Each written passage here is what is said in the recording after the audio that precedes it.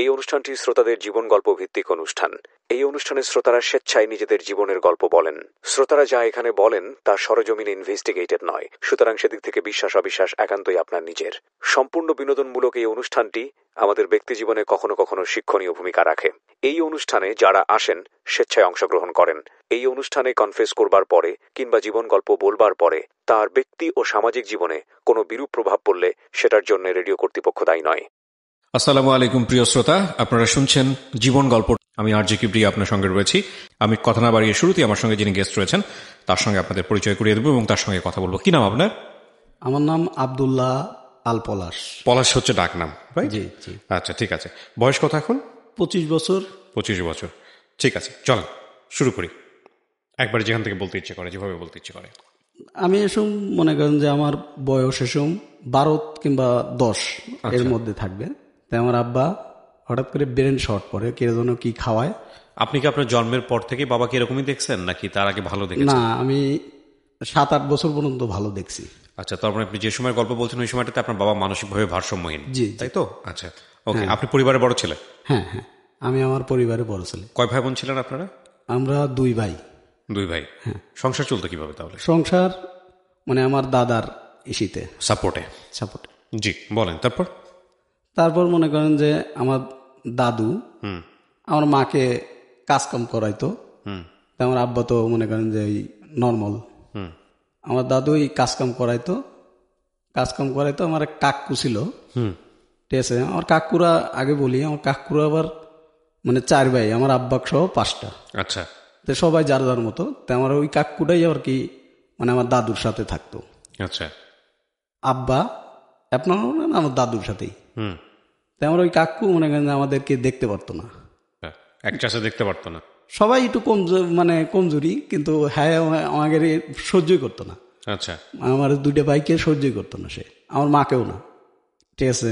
আমার মাকেও মারধর করছে, আমরা দেখছি ছোটবেলায়। আমরা তো তখন আর কিছু করতে পারিনি, যে না চাচা হয়ে গায়ে হাত তুলতো মায়ের? হ্যাঁ। আচ্ছা, ওকে। চাচা হয়ে গায়ে হাত তুলতো, তাই আমরা দেখতাম, কিছু বলতে পারতাম না, কিছু করতে পারতাম না। ঠিক আছে। আমার দাদাকে বললে পারে, গ্রামের লোকে বললে পারে, আমার বয়স এসব 10-12 বছর, ঠিক আছে। তাই আমরা তোর উপর যাইতেও পারি না, রাইট, ঠিক আছে। তাই আমার আম্মুর হাতের গায়ে হাত তুলতো আমার আম্মুর। তাই আমার আব্বা কিছু বলতো না। আমার আব্বা যে মানসিকভাবে ভারসাম্য বুঝতেও না বিষয়টা আর কি। না। হ্যাঁ। ওই খবরটা মনে করেন আমার নানির বাড়িতে যায়। আমার নানি সব জীবিত ছিল। আচ্ছা। নানির বাড়িতে যাওয়ার পরে আমার নানি এসব আমার মাকে নিয়ে আসে। না, আমি আর ওই বাড়িতে রাখবো না। আচ্ছা। যেহেতু সে মারামারি করে এগুলো গায়ে হাত তোলে, ঠিক আছে। তারপরেও আমার মাকে নিয়ে আসে, নিয়ে আসার পরে সঙ্গে আমাকেও নিয়ে আসে। তাই আমার দাদু আবার মানে আমার নানির বাড়িতে যায়। আচ্ছা। যাওয়ার পরে আমার দাদু আবার মানে আমার নানিকে বুঝায় শুনে আবার আমার বাড়িতে নিয়ে আসে। তে আমি এসব লেখাপড়া ক্লাস 4-এ পড়ি এরকমই। তো এখন মানে আমার কাকু আমি যদি নানি বাড়িতে যাওয়ার পরেও তো আমার কাকু এসব আর কিছু বলে না। তো আমার মাকেও নিয়ে আসে, বা আমি তো আমার মার হাতেই নিয়ে আসে, আমার দাদুর হাতে করে নিয়ে আসে। নিয়ে আসার পরে তো আমার দাদু ফিরের দিনকে আমার দাদু মানে আমার মাকে বলে ওই কাজগুলো তুমি করো, মানে সংসারের কাজ। আচ্ছা ঠিক আছে। আমার মা নীরবে খাচ্ছে দাচ্ছে, কাজ করবে না, কাজ করতেছে। কাজ করতে করতে তাই আমি আবার স্কুলে যাব, ঠিক আছে। তাই আমার দাদু বলতেছে তুমি স্কুলে যাও। তাই আমি স্কুলে গেছি। স্কুল থেকে আসার পরে তাই আমার সেদিনকে মানে পরীক্ষার ফিস নেয় সরকার থেকে, পরীক্ষার ফিস দেওয়া লাগবে।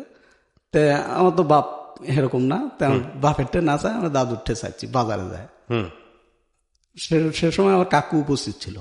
আচ্ছা। তে বাজারে যায়, আমি বলতেছি দাদা বলো আমার বাড়িতে না, আমার কয়টা টাকা লাগবে, আমার স্কুলে ফিস দিতে হবে, পরীক্ষার ফি। হ্যাঁ। তো এখন বলতেছে ঠিক আছে, তাহলে সন্ধ্যাবেলা আমি তোকে টাকা দিচ্ছি, কালকে যখন যাবি স্কুলে। আচ্ছা ঠিক আছে। তখন আর কি টাকাটা নিয়ে যাস বা এরকম। আমার কাকু বলতেছে কি লেখাপড়া করে কি হইব, লেখাপড়া করে মানে জজ ব্যারিস্টার হইব, লেখাপড়া করা লাগবো না। তা আমার সহায়ক কাম লাগছে, ঠিক আছে, কামলা টামলা নিতে পারবো না, আমি একা একা খাওয়াতে পারবো না, এত মানসিক। মানে কি আপনার চাচা ইনকাম করতো আসলে? জি জি, ওকে। আমার চাচাও সেরকম ইনকাম না, মানে আমার দাদুরই ইনকাম, ঠিক আছে। আমার দাদুর বুসির দোকান ছিল, আমার কাকু থাকতো, আর ওই আবাদ টাবাদ করতো, বুঝছেন, এই সেও এরকম ইনকাম না। তো কয় কি কয়, আমি কামলা দিয়ে এত কিছু করাইতে পারবো না। কয় তাহলে ও ছোট মানুষও কি করবো, আমার দাদুর হাতে ঝগড়া বাজারের ভিতরে। তো বাজারের লোকজন জুটে গেল, তাই আমি বললাম, দাদু ঠিক আছে, আমি কাজের না, আমি স্কুলের ফাঁকে ফাঁকে আমি চকে যাব, জমিতে যাব, সমস্যা নেই। তা আমার দাদু বললো আচ্ছা ঠিক আছে। একদিন মানে জমিতে যাওয়া একটু দেরি হয়েছে, সকালবেলা যাইতে হয় তো যাওয়া একটু দেরি হয়েছে, তাই আমি ভাত খাইতে বইছি। তাই আমার ওই কাকু মানে ঘরে থেকে বাড়া এসে মনে করেন যে আমাকে প্লেট সহ, বুঝছেন, ভাত সহ প্লেট সহ আমাকে এক শট দিয়ে ফেলা দিল। প্লেটটা যা পড়লো মনে করেন যে আমার থেকে 2-3 হাত দূরে, আর আমি পড়লাম যা মনে করেন যে উল্টে পড়ে গেলাম ওইখানে। লাথি মারলো? হ্যাঁ, লাথি মারলো। তো আমি এরকম ওই দৃশ্য আমার মানে বাড়ির লোক সবাই দেখলো। দেখার পরে আমার নানি এসব বেঁচে ছিল, আমার নানি আসলো আবার যে আমার নাতিকে মারলো কিসের অপরাধে। স্বাভাবিক, হ্যাঁ। নানি এসে আমার মাকে আবার নিয়ে গেল। তাই আমি বললাম যে আমি আর কিছু বললাম না, তাই আমি আমার নানির সাথেই চলে গেলাম সাথে। তাই আমার নানি বললো কি, এই স্কুল থেকে বাদ দিয়ে আমি মাদ্রাসায় ভর্তি করে দেবো আমার নাতিকে, ঠিক আছে। তে আমার নানি আমাকে নিয়ে মাদ্রাসায় ভর্তি করে দিল। আচ্ছা। ডাকিলা মাদ্রাসায়, যে ওইখানে বাংলা ইংরেজি সব হয়। তে আমি ওইখানে লেখাপড়া করতেছি। তে আবার মনে করেন যে আমাদের সময় হয়ে গেল, ঠিক আছে।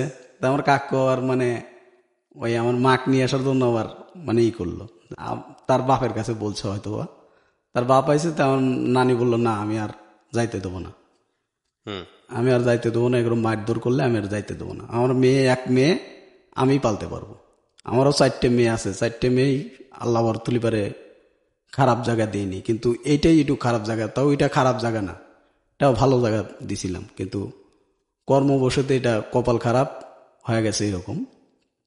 যাক, সমস্যা নাই, আমি এক মেয়ে আমি পালতে পারবো।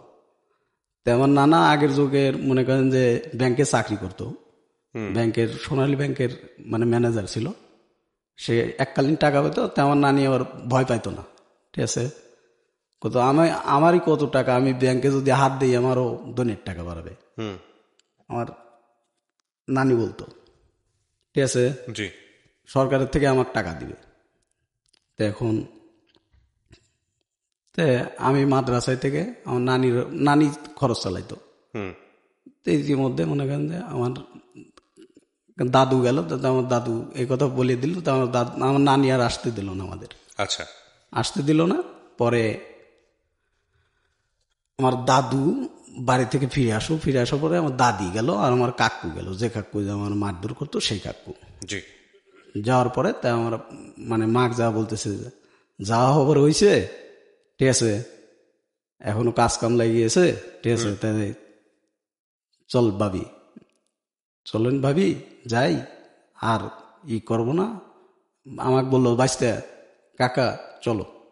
আমি বললাম যে না, আমি আর আপনাদের সাথে যাব না, আমি আমার নানি বাড়িতেই থাকবো। তাই আমার দাদি বললো, যখন থাকতেছে ছোট মানুষ থাক, ঠিক আছে, আমার দাদি বলতেছে ছোট মানুষ থাক, ও যদি মন করে ওই বেই আসবেনি। তাই আমার মা বললো যে না, আমি যাব না। আমার ছোট ভাই তো এসব কোলে না, মানে হাঁটে কোনো রকম গুড় করে এরকম। আমার ছোট ভাই এসব 2-3 বছর কিংবা 4 বছর বয়স, আমার থেকে অনেক ছোট। দাদি বলতেছে যে থাকো, ও থাক, কয়েকদিন পরে এবেই আসবেনি, ঠিক আছে, মার কথা মনে পড়লে এবেই আসবেনি। তাই আমি আমার ছোটবেলার থেকে আমার মা যা বলতো আমি ওটাই আর কি করতাম, যে আমার মা ছাড়া আমার গতি নাই, ঠিক আছে। যেহেতু আমার বাপটাও থাকেও নাই, তাই আমার মা ছাড়া আর গতি নাই। তাই আমার নানি আর কি আমাকে ভর্তি করে দিল। তাই আমার মানে আমি ওই মাদ্রাসায় পড়তাম, আসতাম মাঝে সাঝে, মাদ্রাসায় থেকেই পড়তাম। তখন আল্লাহ, আমার মা আবার ওই বাদ গেল, অনেক হাতে পায়ে জড়া ধরে ওই বাদ নিয়ে গেল। নিয়ে যাওয়ার পরে শ্বশুর বাড়ি? হ্যাঁ, আমার দাদার বাড়ি। জি। আমার দাদার বাড়ি নিয়ে গেল। নিয়ে যাওয়ার পরে আমি মনে হয় যে মাসখানিক পরে আমি বলতেছি যে মাক দেখি না, যাই মার কাছে একটু যাই, দেখা করে আসি। হ্যাঁ, দেখা করে আসি। দেখা করতে গেছি, আমি বাড়িতে গেছি। বাড়িতে যাওয়ার পরে আমার কাকু বলতেছে কি যে যদি যায় ঠিক আছে তাহলে একবারে যাইতে হবে, ঠিক আছে। ও আইসে আর ওকে এখানেই আবার ওই স্কুলে ভর্তি করে দেবো, পড়লে পড়বো, ঠিক আছে, কাজ কাম করতে হবে, তারপরে আর কি আমাকে আর যাইতে দিব না। তাই আমি মাদ্রাসায় যাইতেই হবে, ঠিক আছে। এক পর্যায়ে আমার কাকু মনে করেন যে আমার উপরে মারদার, তুই যদি যাইস সব নিয়ে একবারে যা বাড়া। আচ্ছা। আমার দাদু আবার মনে ওরকমই কাজ কাম করি না দেয়, মানে মাদ্রাসায় থাকি দেখে, ঠিক আছে, আমার দাদু আমার দেখে পার না আগের মতো। তারপরে আর কি আমি বললাম আচ্ছা ঠিক আছে, তাহলে আমি কয়েকদিন পরে আমি মাদ্রাসাতে একবারে আসতেছি। আচ্ছা, একবারে চলে আসবো। হ্যাঁ, মাদ্রাসাতে আসি। আসার পরে এই স্কুলে ভর্তি হবো, আর আমাকে ভর্তি করে দিবি না, টাকা লাগবে দেখে স্কুলে ভর্তি করে দিবে না। ভর্তি করে দেবে না। তাই আমি অনেকবার চেষ্টা করলাম যে নিজে নিজে দেই ভর্তি হওয়া যায় নাকি। তা আমার আম্মু ধারে ধারে যায়, মানে স্কুলের স্যার করে যায়, রিকোয়েস্ট করে। তা আমি বললাম যে ঠিক আছে, তাহলে আমি ক্লাস 3-তে ভর্তি হই। আবার 3-তে ভর্তি হইলাম। তারপরে আমার ছোট ভাই আবার একটু মানে জ্বর হইলো। তো আমার মামা ছিল আর পাবনা। আমার মামা আমার বললো কি যে এক ভাই এখানে থাক, আর আমি ওই সোডাক নিয়ে, ঠিক আছে, পাবনা নিয়ে যাবো, হাফেজিল্লাহ লেখাপড়া করাবো। আচ্ছা, কোথাও ওদের কোনো খরচ লাগবে না। তেমন ছোট মামা বাড়িতে এসে, ঠিক আছে, মাইজেনটা ছোটটার আর কি বড়টা, বাড়িতে এসে আমার ছোট ভাইকে নিয়ে গেল। তো এই সময় আমার ছোট ভাই মনে করেন যে 5-6 বছর বয়স এরকমই হবে, আমার বয়স 12-13। তারপরে আমি কাজকাম পরে বাড়িতেই কাজকাম করি টুকটাক, ঠিক আছে। ভর্তি যখন হইতে পারি না, তারপরে ভর্তি হইলাম। ভর্তি হওয়ার পরে মনে করেন যে স্কুলে যাই না, উচ্চায়ন এরকম করে। আচ্ছা, স্কুলে যাই না, যাইতে দেয় না, ঠিক আছে, ওটা করা লাগবো, ঠিক আছে, সব চাচাইটা বলতেছে, চাচাই করে এরকম। হ্যাঁ। আমি এক পর্যায়ে বললাম তাহলে তো আমার লেখাপড়া হবে না, এরকম ভাবে তো থাকলে পরে তো আমার লেখাপড়া হবে না। খুব সব। আমার দাদুকে এক পর্যায়ে আমি বলি যে আপনারা কি চাচ্ছেন, আমার ক্ষতি চাচ্ছেন নাকি আমার আব্বা এরকম হয়েছে দেখে মনে করেন যে আমাদেরকে এরকম করতেছেন, কোনটা? এখন তো আমি কিছু হলে বুঝি। তাই আমি বলতেছি যে এরকম করতেছেন, আমার মাকেও মারধর করতেছেন, এটা তো ঠিক না। একদিন আমরা বড় হব না, আর আপনারা বুড়ো হবেন না, খুব স্বাভাবিক। তখন কিন্তু এই প্রতিশোধগুলো না তো এখন কিন্তু মনে থাকবে। যা পারিস করিস, ঠিক আছে। আমার কাকু বলতেছে দেয়া যাবি, আমার চাউল পেয়েও মানুষ হচ্ছে, ঠিক আছে। আমার কাকু এর ধরনের কথাবার্তা বলে, তার ছেলেকে কিছুই বলে না, ঠিক আছে। যা করার শুধুমাত্র আমার ফুফতো ভাই আমার বাড়িতে থাকতো, আমার আপন ফুফতো ভাই বড়। সে ফুফতো ভাই মনে করেন যে এলা আমাকে মানে করতে খুব, মানে একসাথে থাকতাম, ঠিক আছে। আমার বড় তো আর কি বন্ধুর মতো চলতাম, বুঝছেন। জি। বড় ভাই বলতাম, আমার নাম ধরেও ডাকতাম, ঠিক আছে। আমার ভাই আমাকে বলতেছে যে তোদের তো কোনোদিনও দেখতে পারে না বা ইও করবে না, ঠিক আছে। আগে বলি আমাদের মানে ঘর ছিল না, আমার দাদু কিন্তু আমাদের ঘর টর কিছুই দিয়ে যায় নাই। আচ্ছা। বাড়িতে আমার মা একটা 2 টিনের পর মনে করেন যে সবার ঘর মনে করেন যে বাড়ি করা, বুঝছেন, ঘর করা, 4 ছেলে 2 ছেলে এরকম ঘর করা। আমাদের ঘরটাই মনে করেন যে একদম নিম পজিশনে ভাঙা। আচ্ছা। এমনকি তালার বেড়া দেওয়া 4 মুড়ো, ঠিক আছে, 2 টিন কিংবা 4 টিন এরকম হবে। তো এরকম পজিশনে আমার মা খালি একখান চৌকি বিছিয়ে থাকতো, বুঝছেন। আমার আব্বা ওই বাইরে টৈরে থাকতো, ঠিক আছে। আমার ফুত হয়ে আবার মানে কি করলো যে আমার মা মানে এরকম ইসির থাকে ঝড় বৃষ্টি, ঠিক আছে। তো আমার দাদু কয়া, ঠিক আছে, বললো যে ওই বাজারে একটা ঘর বিক্রি হচ্ছে। তো আমার ফুত ভাই জানতো যে এই ঘরটা বিক্রি হবি। তো আমার দাদু বললো যে এই ঘরটা কম দামে কিনে নিয়ে ঘরটা যায় বাইত উঠে গে, ঠিক আছে, ওই যে জায়গার পরই আছে, ওই জায়গার পরই মানে ঘর উঠো দেখে মামানি কৃষির জায়গার তো থাকে। তো আমার ফুতো ভাই এটুকু কাজ করলো, করার পরে ঘরটা মানে কিনে নিয়ে এসে নিজেই হাতে করে নিয়ে মিস্ত্রি নিয়ে এসে মনে করেন যে ঘর ওইখান থেকে বাইঙে এখানে তুলে দিল। আবার তুলে দেওয়ার পরে তা আমরা ওই মানে 2টা রুম করলাম, ছোট ছোট 2টা রুম করলাম আর কি। 2টা রুম করার পরে তা আমার মা এক রুমে থাকতো আর আমি এক রুমে থাকতাম। থাকার পরে তা আমার ফুতো ভাই আমাকে বলতেছে যে তোর তো লেখাপড়া হবে না, এরকম ভাবে তুই কিছু করতে পারবি না, ঠিক আছে, তুই এক কাম কর, লেখাপড়া যখন হবেই না, এখন তুই কোন ক্লাসে? আমি বললাম যে কেবল আমি 4 5 ঠিক আছে, 5 পড়ি, এখনো তো পরীক্ষার অনেক মানে 2-3 মাস আছে, তো পরীক্ষা না দিয়ে আবার কেমনে যাই, ঠিক আছে। আমার এক গ্রামের আত্মীয় আছে, ঠিক আছে, তোকে নাম্বার দিচ্ছি, তুই ঢাকা যা, ঠিক আছে। তা আমি ঢাকা আসলাম, ওই যে কমলাপুর ওই যে রেল স্টেশনে এই জায়গা, তো এই জায়গায় এসে মনে করেন আমার কিছু মানে ওই নাম্বারে ফোন দেই, মোবাইল তো কাছে নাই, মানুষের মোবাইল দিয়ে ফোন দেই, ঠিক আছে। ফোন রিসিভ করে কয় যে আমি অমুক জায়গায় আছি, আসতেছি, বা এই করতে করতে রাত হয়ে গেল। তা আমি মানে গ্রামের তো না, ঠিক আছে, তাই আমি ওই রাস্তায় মনে করেন যে ব্যাগ কাঁধে করে নিয়ে, ঠিক আছে, রাস্তায় হারা রাত ঘোরাফেরা যায় না, তে কাম কি আছে, আমি স্টেশনেই আর কি ব্যাগটা থুইয়ে, ঠিক আছে, এখান চাদর বিছাইয়া, ঠিক আছে, হুইলাম ব্যাগ মাথায় দিয়ে, আচ্ছা, শুয়ে সকালবেলা হলো, তে সবাই মনে করতো পাগল বা ইটি, ঠিক আছে। ওটা কি বয়স তখন, মানে আপনি তখন কোন ক্লাসে পড়েন? আমি এসম ক্লাস 5-এ, আমার বয়স এসম 14 কিংবা 15 বছর এইরকম। জি।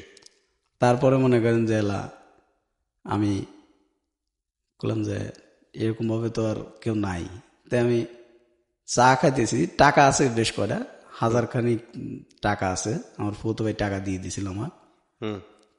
তাই আমার ফুতো ভাই বলতেছি ফোন দিয়ে, ভাই এই ঘটনা কেউ তো ও আসবেন না, আল্লাহ সিটার, তুই সাভার যা, ঠিক আছে।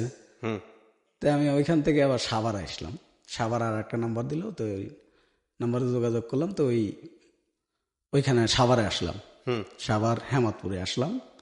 আসার পরে তা আমি ওইখানে 1 মাসের মতো ওর মানে ওই ক্লিনিক বা ওরই আত্মীয় স্বজনের ভিতরে আমি থাকলাম। তো আমার ফটো বললো কি যে ও যদি মানে যতদিন থাকবে, ঠিক আছে, যত যা খরচ হয় সব আমি দেবো, ওকে, ঠিক আছে, আমার ফটো বললো। তো ও আর আমাকে কিছু কইতো না, খালি আমি চাকরি খুঁজতাম। করতে করতে এক পর্যায়ে আমার ডেকোতে। বয়স কত তখন আপনার? আমার বয়স 15। হ্যাঁ। লেখাপড়া কোন ক্লাস পর্যন্ত হয়েছে? ক্লাস 5। তারপর আর পড়তে পারেন নাই? না না। তারপরে আর কি আমি ঢাকাতে মানে সেটাই বলতেছিলেন। হ্যাঁ, আপনি তারপর কি হলো? ফুফাতো ভাই বলে দিল এটা। ফুফাতো ভাই বলার পরে তা আমি আসলাম যে যাই হোক, তাহলে আমি যাই দেখি, চাকরির খোঁজ করি। সকালবেলা চাকরির খোঁজ করতেছি, তে হলো না, সারা দিন ঘুরলাম, হলো না চাকরি। করতে করতে 7-8 দিন চলে গেল। 7-8 দিন চলে গেল, তো ওরা থাকতাম, বড় নেই খাইতাম, বুঝছেন। তে 7-8 দিন গেল, তে আমি একদিন চা খাইতেছি, তে একজনের সাথে পরিচয় হইলাম। তো বলতেছে অমুক জায়গায় লোক লিব, ঠিক আছে, আমিও ঢুকবো, ঠিক আছে, আমিও তো চাকরি চাকরি দিয়ে বসে, ঠিক আছে, তাহলে তোমাকে আমি ডাক দিয়ে হাতে করে নিয়ে যাবো না। ওকে। তো ওনার হাতে আমি সকালবেলা মানে ভোরে নাস্তা না খাই গেলাম যে যাই আগে চাকরির খোঁজে যাই, এরকম ভাবে বসে থাকা যায় না, আমার সংসার আছে, ঠিক আছে। তে করে তে আমি গেলাম, আমার এক ফ্যাক্টরিতে চাকরি হলো, গার্মেন্টস চাকরি ঢুকলেন? গার্মেন্টসের মতোই আর কি। আচ্ছা। তে কি কাজ ছিল আপনার?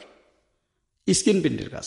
ওই তো গার্মেন্টস আর কি। হ্যাঁ, তারপর তো ওইখানে মনে করেন যে কাজ মানে 1 দিন 2 দিন কাজ করার পরে তা আমাকে বললো যে ঠিক আছে, তাহলে থাক, বুঝবে কাজ করে। তা আমার বেতন ধরলো 5,000 টাকা। শুনতো বেতন কম ছিল, 5,000 টাকা মনে করেন যে ওই বেতনেই চাকরি করতাম।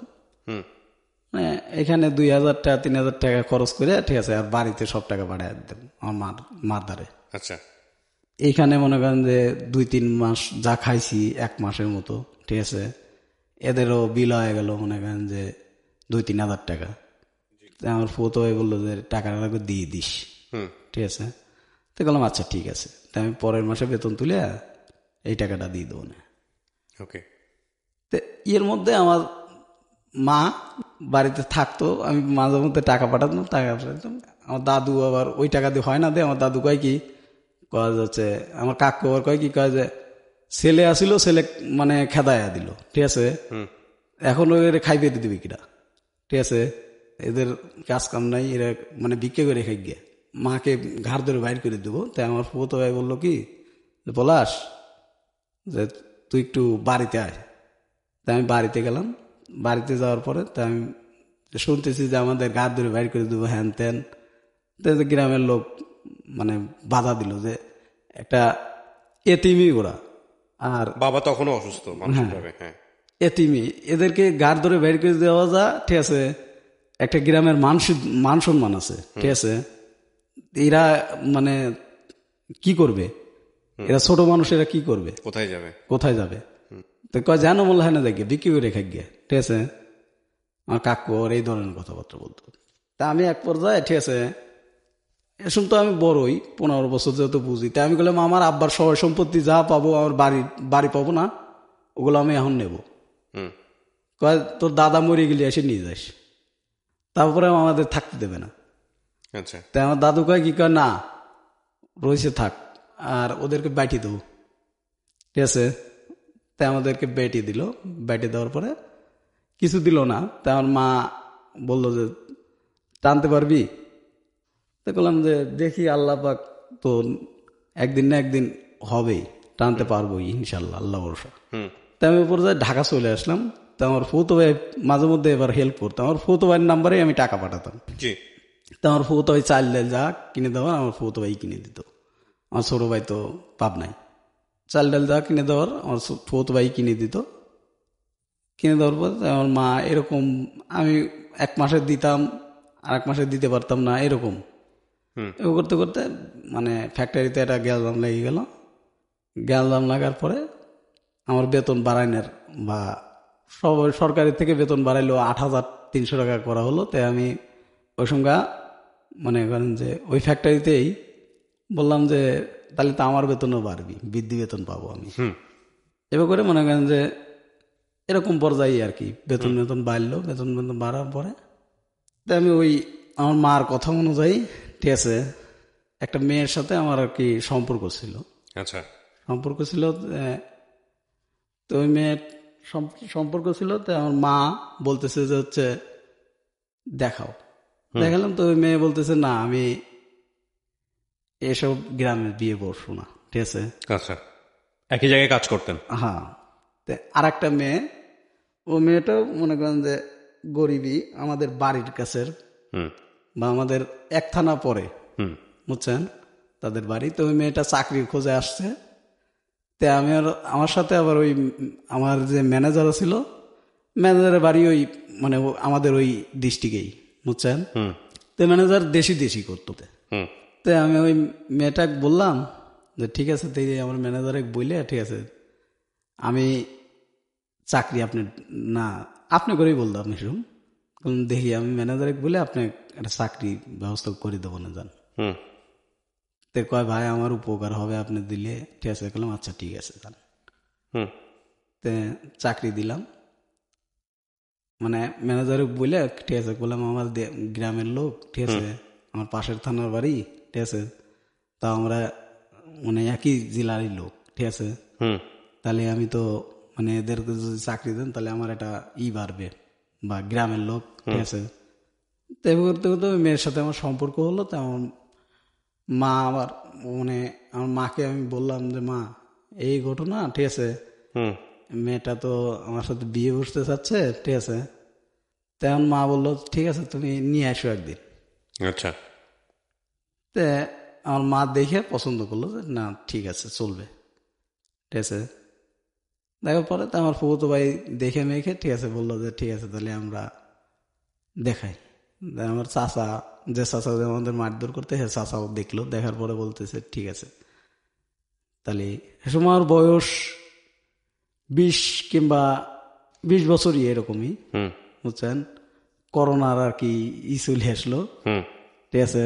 করোনার ধাক্কা চলে গেল 20-21 বছর। 20 বছরে আপনার সংসারে তেমন অর্থ নাই, কড়ি নাই, না না আপনি এই সময় বিয়ের সাথে চিন্তা ভাবনা করতেছেন, আপনার মা তখনও মানুষের বাড়িতেই থাকে বলা চলে, নাকি ভেঙে সব আলাদা করে দিছে?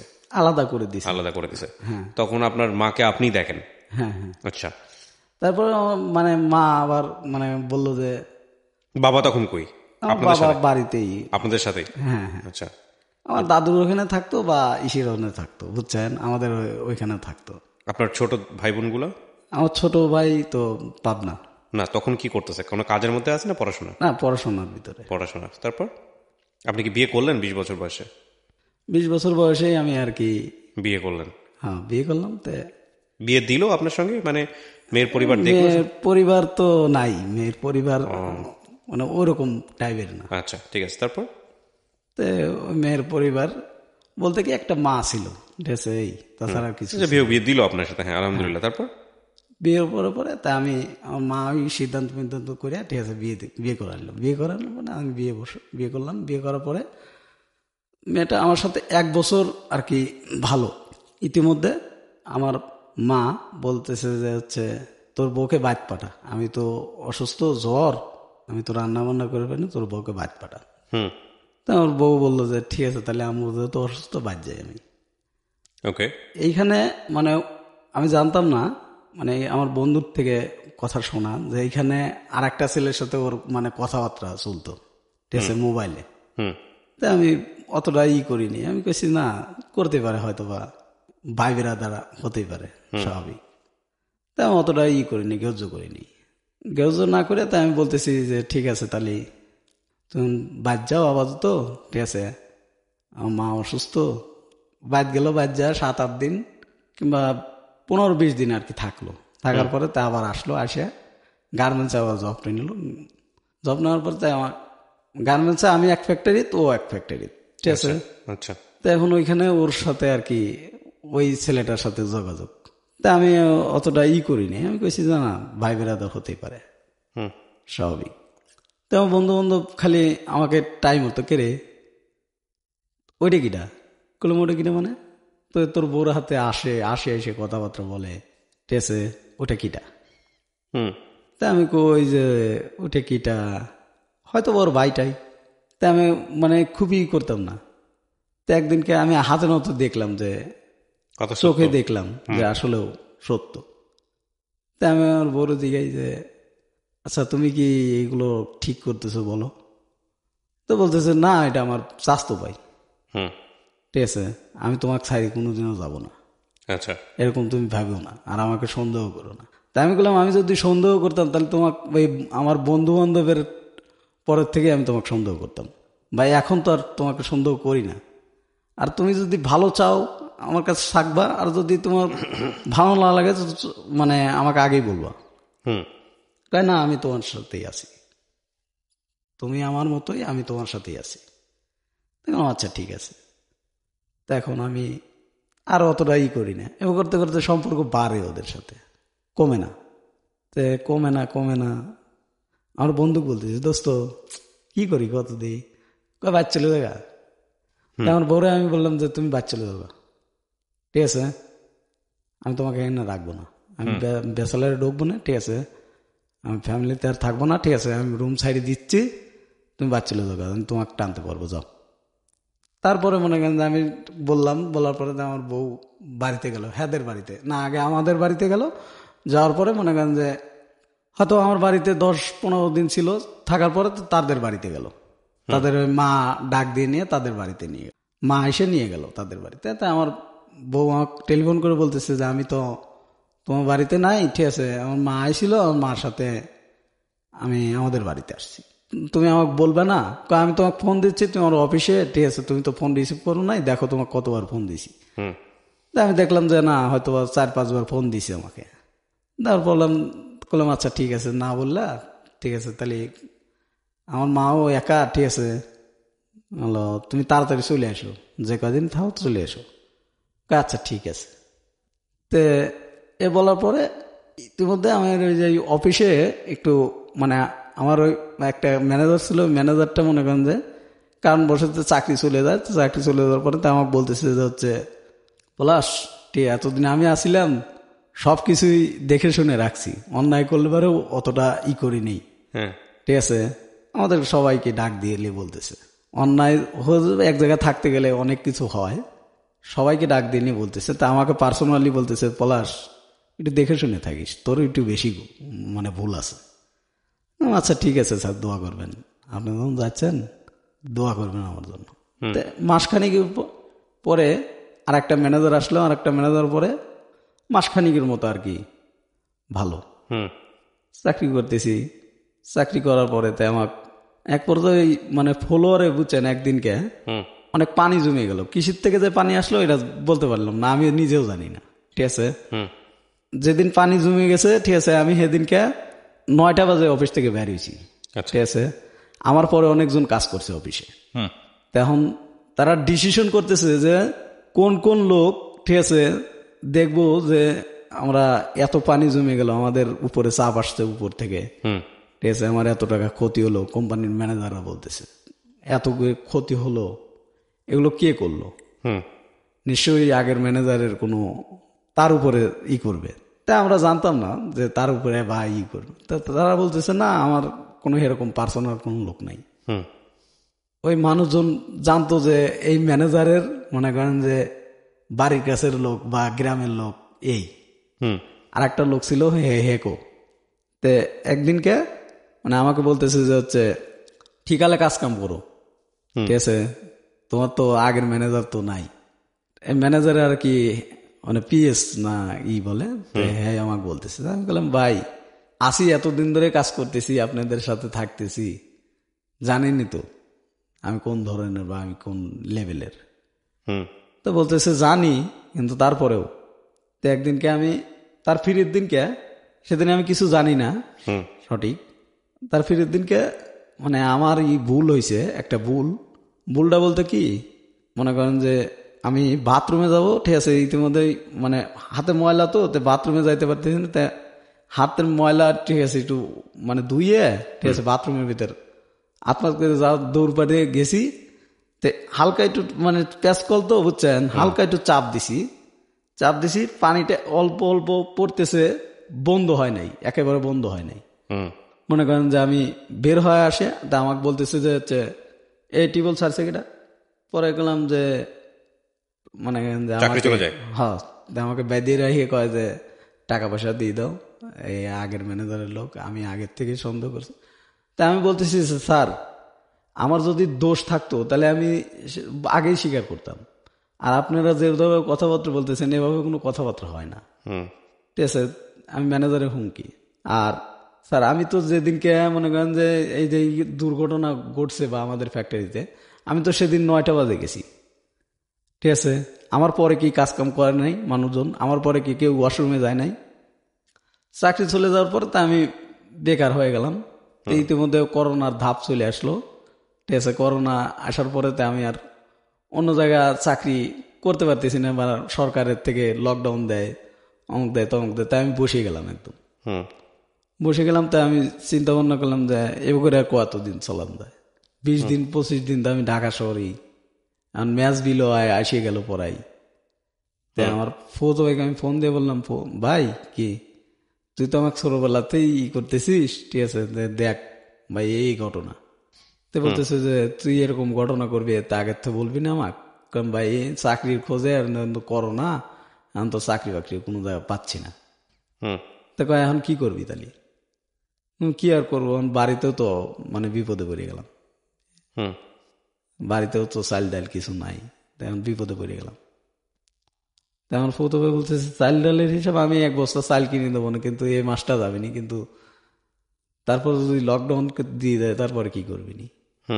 তাই আমি বললাম ভাই আমাকে কিছু টাকা দে, আমি বাড়িতে যাই, দেখি ভ্যান রিক্সা চালাই তোমার কি না। ঠিক আছে, তাই আমার প্রথমে আমাকে বললো যে ঠিক আছে তাহলে আমি তো টাকা পাঠা দিচ্ছি, তুই বাইর চলে আয়। তো ম্যাচের টাকা অনেক টাকা, ম্যাচে মনে করেন যে 4,000 টাকার মতো বিল হয়ে গেছে, না 3,000 টাকার মতো বিল হয়ে গেছে। তাই আমাকে বলতেছে এই বিল টাকা দিয়ে থুয়ে যান। তো বললাম আচ্ছা ঠিক আছে। তাই আমি 3,000 টাকা আমার প্রথমে ঠিক নিয়ে 4,000 টাকা নিলাম, নেওয়ার পর 3,000 টাকা মানে ম্যাচে দিয়ে, ম্যাচ থেকে সব কিছু নিয়ে আমি বাইরে হয়ে গেলাম বাড়িতে। করোনার ধাপ এদিক, ঠিক আছে, আর এদিক মনে করেন লকডাউন, বাড়িতে যাইতেও পারি না, ভাঙে ভাঙে ভাঙে ভেঙে বাড়িতে গেলাম লকডাউনের ভিতরে। তো কেমনি করোনার মনে করেন যে লকডাউন বাড়ে, কমে না, বললাম আরে আল্লাহ, আমিও হলাম, ঠিক আছে, দেশেও হাল পড়লো। তো এরকম ভাবে আমি করতেছি, তা আমি এরকম ভাবে অনেক কথা বলতেছি। তো বলার পরে আমার ফুতো ভাই 1 বছর চাল কিনে দিল। চাল কিনে দেওয়ার পরে তা আমার ফুতো ভাই চাল আর 1 কেজি ডাল, ঠিক আছে, কিনে মিনে দিয়ে, ঠিক আছে, চাল ডাল কিনে দিল। কিনে দেওয়ার পরে তা আমি 1 মাস তো গেল, তো আমি ফিরের মাসে আমি বললাম যে ঠিক আছে, তাহলে আমি ভ্যান রিক্সা ধরি, আর কি করবো, যেরকম করোনার ভাব দেখতেছি। তা আমার এক মানে গ্রাম প্রতিবেশী, ওনার আবার ভ্যান রিক্সা ভাড়া দিত, ঠিক আছে। তাই আমি রিক্সা চালাইলাম কিছুদিন, ভ্যান চালাইলাম মনে করেন যে কিছু টাকা দিয়ে ওই মানে সংসার আর কি ধরে রয়েছি এ পর্যন্ত। এবার করে মনে করেন যে ভ্যান রিক্সা চালানোর পরে আমার বউ আবার বলতেছে কি যে হলো আমার টাকা লাগবে, আমার বউর আবার চাহিদা বেশি, ঠিক আছে। আমার বউ কিন্তু বাড়িতে আসছে আমি বাড়িতে আসার পরে, চাহিদা বেশি। চাহিদা বলতে কি মানে প্রতি মাসে শাড়ি লাগবে, তার লাগবে, তার যে জিনিস সে দাবি করবে জিনিস দিতেই হবে যেভাবে হোক। তা আমি বললাম যে আমি একটু ইসির মধ্যে পড়ছি, ঠিক আছে, আমি তোমার সবই দেই না এমন কোনো কথা আছে? তুমি তো দেখতেইছো আমার সাথে 6 মাস ধরে 1 বছর ধরে রইছো, দেখতেইছো তো, ঠিক আছে, আমি কোন পজিশনে আছি। এখন আমি ইসিত পড়ছি আর তুমি আমার সাথে এরকম করতেছো। কয় না আমার লাগবে। আমি বুঝি না, ঠিক আছে দেখি আমি।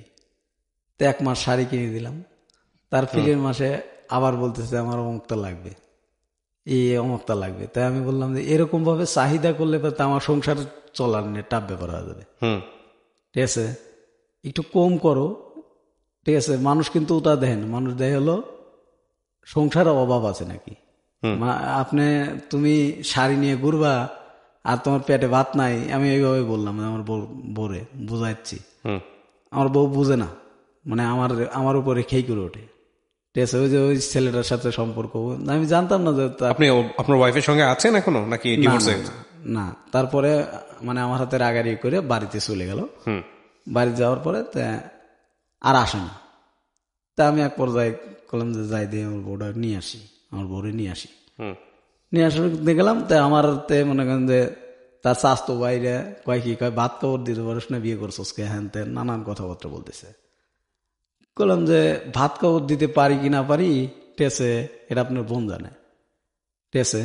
আজ 1 বছর ধরে আমার হাতে রয়েছে, 1 বছর কোনো সমস্যা হলো না। এখন আমি একটু করোনার ধাপে নিয়ে আমি বাড়িতে আসছি, চাকরি বাকরি নাই হারায়া, এখন তো আমি কোনো রকম ভ্যান রিক্সা চালাইলাম, মনে করেন যে আমার সংসারটা এরকম চালাচ্ছি, আর আপনারা আমার সাথে এরকম ব্যবহার করতেছেন। তো কয় যাচ্ছে যা আমার বোনকে আমি যাইতে দেবো না, ঠিক আছে। তাই আমি পর্যায়ে বাড়িতে চলে এলাম। পরে আমার বউরে বলতেছে তুমি কি আর আসবেই না? কয় আমার মা যদি যাইতে দেয় যাবো, বুঝছেন। তা আমি বলতেছি যে তোমার মা তো আমার সাথে থাকবে না, তুমি থাকবে আমার সাথে। তোমার মা হলো আসবে বেড়াতে, ঠিক আছে, আর তুমি বলতেছো যে না আমার মা যাইতে দিবে। আপনি কি তাকে ডিভোর্স দিয়েছেন? না, ডিভোর্স দেন নাই? না, আমি এখনো ডিভোর্স দেইনি, আমি এখনো ডিভোর্স দেন নাই, তার বিরুদ্ধে আপনি এই ধরনের কথাবার্তা কেন বলতেছেন পাবলিক প্লেসে এসে? মানে ডিভোর্স দেয়নি সে, আমার মনে করেন যে ওই আমার ডিভোর্স মানুষের সাথে আপনি সংসার করবেন বা কোন অবস্থায় আছেন, সে মানুষের সম্পর্কে একপাক্ষিকভাবে দুর্নাম করা তো উচিত না। না, দুর্নাম করতেছি না, মানে সে মানে আমাকে ডিভোর্স পেপার পাঠায় দিছে। ও, সে আপনাকে ডিভোর্স দিছে? হ্যাঁ, আচ্ছা, সে আমাকে ডিভোর্স পেপার পাঠায় দিছে। ঠিক আছে, এটা নিয়ে আমি কথাই বলতে চাই না। কি করেন আপনি এখন? আমি এখন ছোটখাটো একটা কোম্পানিতে আর কি জব করি। আপনার মার কি অবস্থা এখন? আমার মা ওই রকমই। আমার ছোট ভাই এখন বাড়িতে আসছে। আর আপনার বাবা? আমার বাবা ওই আগে পাবনাতে নিয়ে গেছিলাম, ঠিক আছে, পাবনাতে বেশ কয়েকদিন ছিল, থাকার পরে একটু ভালো হওয়ার পরে পাবনা থেকে রিলিজ করে দিল। রিলিজ করে দেওয়ার পরে এখন মনে করেন যে বাড়িতেই। আচ্ছা, আপনি গল্পটা কেন বললেন আজকে রেডিওতে? আপনার গল্পে তো আমি কিছুই পেলাম না। তারপর আপনার গল্পটা আমি শুনেছি অনেকক্ষণ ধরে, কেন বললেন? আপনার কি মানে আপনার নিজের তো একটা উদ্দেশ্য ছিল যে কারণে আমি রেডিওতে বলতে চাই, মানে কি কারণে? আমার নিজস্ব উদ্যোগ কি আমার মতো ভুল যেন আর কেউ না করে। ভুলটা কোথায় বলেন তো? ভুলটার সমস্যা হলো মনে করেন যে আমি মানে অল্প বয়সে বিয়ে করা, হ্যাঁ, ঠিক আছে, আচ্ছা, তারপর? অল্প বয়সে বিয়ে করা, আর বিয়ের পরেও মনে করেন যে এরকম মানে মেয়েদেরকে মানে কিরকম ভাবে করতে হবে আমি এটা বুঝতে পারতাম না, বা জানতাম সংসারটা না। কিভাবে করতে হয়? হ্যাঁ, তারপরেও আমি অনেক চেষ্টা করছি, হুম। ঠিক আছে। তা আমার দর্শকের কাছে আমার এইটুকু বলা যে আমার মতো ভুল যেন আর কেউ না করে। হুম। জীবনে যে হাতটি ধরি, ঠিক আছে, কেউ মনে করেন যে আপন ভাবে না, সবাই পর ভাবে, ঠিক আছে। এই জন্য আমার রেডিওতে আসা যে আমার মতো ভুল যেন আর কেউ না করে। আপনার জীবনের সবচেয়ে বড় ভুল ছোট বয়সে বিয়ে করা, সেটা তো আছেই। তার চেয়েও আমি মনে করি সবচেয়ে বড় ভুল হচ্ছে যে বাবা এবং মায়ের প্রতি আপনার যে দায়িত্ব পালন করার কথা ছিল, সেই দায়িত্বটা আপনি ঠিকমতো পালন করতে পারেন নাই। বড় ভাই হিসেবে আপনার উচিত ছিল, হ্যাঁ, সংসার তো অবশ্যই করবেন আপনি, কিন্তু তার আগে নিজের বাবাকে সুস্থ করা, তার আগে নিজের পরিবারের জন্য ব্যবস্থা করা। এবং আপনার তো একটা বোন আছে বোধহয়, না? জি জি, কয়টা বোন? একটা। বোনের কি বিয়ে শাদী হয়েছে? না না, এই বোনের বিয়ে শাদীর ব্যবস্থা করা, এই বোনকে লেখাপড়া শেখানো, ভাইকে, এই দায়িত্বগুলো আপনার পালন করাটা আগে উচিত ছিল। এবং বিষয়টা এমন না যে এটা একটা প্রেম ঘটিত বিয়ে। আপনার একটা মেয়েকে পছন্দ হয়েছে, আপনি তাকে দেখে আপনি তাকে চুজ করেছেন, আপনি বিয়ে করে ফেলেছেন, আপনার মাও বাধা দেয়নি। না না, কিন্তু এই আমার মনে হয় যে এখনো সময় চলে যায়নি, এখনো যথেষ্ট সময় আছে। আপনি চাইলে আপনার এই উপলব্ধি থেকে আপনি অনেক ভালো কাজ করতে পারেন, বিশেষ করে সংসারের জন্য। ঠিক আছে, কিন্তু নিজের পরিবারটাকে ঠিক না করে বিয়ে সাথে যাওয়া কোনোভাবেই উচিত হয়নি, এটা আমি মনে করি। এই হচ্ছে বিষয়। আর আপনার বাবা যেসব প্রপার্টি পেয়েছিলেন আপনাদের পরিবার থেকে, সেসব প্রপার্টির কি অবস্থা, কি করেছেন এইসব? প্রপার্টি মানে বলতে তেমন কিছু নাই, ওই মানে বাড়ি বিক্রি টিক্রি করে দেন নাই তো? না, বাড়ি আছে, আর মনে করেন যে একটা জায়গা আছে আলাদা, সে জায়গা খুব একটা দাম নাই। ওই জায়গাও মনে করেন যে আমার কাকুর নামে, আমার ছোট কাকুর নামে। ঠিক আছে, সমস্যা নেই, আপনি বিক্রি করেন নাই, এটা হচ্ছে বড় কথা। ওকে, প্রিয় দর্শক এবং শ্রোতা, আজকের এই গল্পে আসলে পুরোটুকু সময় যদি আপনি খুব মনোযোগ দিয়ে শোনেন, তাহলে খুব একটা আসলে আপস অ্যান্ড ডাউন বা কোনো কিছুই আসলে তেমন একটা নেই। তবে এটা ঠিক যে যদি আপনি নিতে চান, তাহলে বলবো যে এরকম ঘটনা আমাদের গ্রামীণ সমাজে একেবারে নিম্নবিত্ত পরিবারের ক্ষেত্রে অনেক সময়ই ঘটে। যেই সন্তান বাবার এত খারাপ অবস্থা দেখলো, মায়ের এত খারাপ অবস্থা দেখলো, আমি মনে করি তাদের জায়গাটা শক্ত না করে, যদি সে মেয়ে হতো তাহলে একটা কথা, কারণ আমাদের সামাজিকতা জায়গাটা থেকে একটা মেয়ের বয়স হওয়াটাও অনেক সময় ভবিষ্যতের জন্য সমস্যা হয়। যদিও আমি তারপরও প্রায়োরিটি দিব যে আগে আপনি নিজের সংসারটাকে ঠিক করেন, যদি আপনার সেই সুযোগটা থাকে, তারপরে আপনি বিয়ের সাথে কথা চিন্তা করেন। যেই জিনিসটা আসলে ওনার ক্ষেত্রে হয়নি। আর আসলে বলার ধরনের জায়গাটিতেও অ্যাট্রাকশনের জায়গাটা অনেক কম, কারণ এক একজনের বলার ধরনটা একরকমের। কিন্তু কখনো কখনো যেহেতু আমাদের কন্টিনিউয়াসলি শো করতে হয়, কখনো কখনো আমাদের কোয়ালিটিতে এই জিনিসগুলো আমাদের কম্প্রোমাইজ করতে হয়। So thank you so much যারা এতক্ষণ শুনলেন, তাদেরকে ধন্যবাদ জানিয়ে আমরা আজকের মতো এখানেই শেষ করছি।